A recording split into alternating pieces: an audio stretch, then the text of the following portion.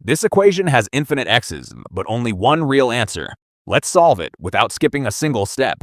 X raised to the power of x raised to the power of x forever.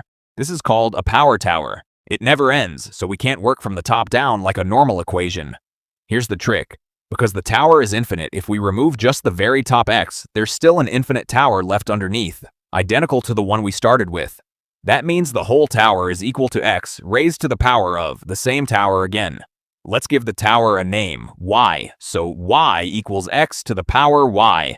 This isn't a trick or approximation, it's exactly true, because the tower genuinely never ends. We're told the tower equals 2, so we substitute y equals 2.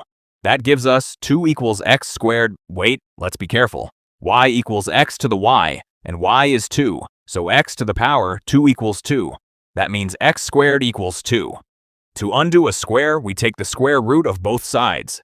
Square root of x squared is just x. Square root of 2 stays as root 2, so x equals root 2. Let's check this actually works. Root 2 to the power of root 2 is about 1.63. Take that result and raise root 2 to that power again, about 1.76. Do it again, about 1.84.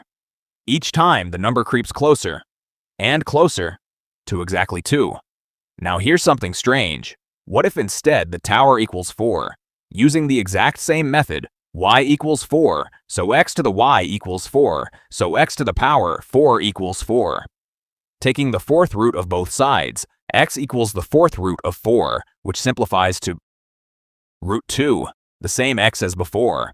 But we just showed that root 2's tower settles on 2, not 4.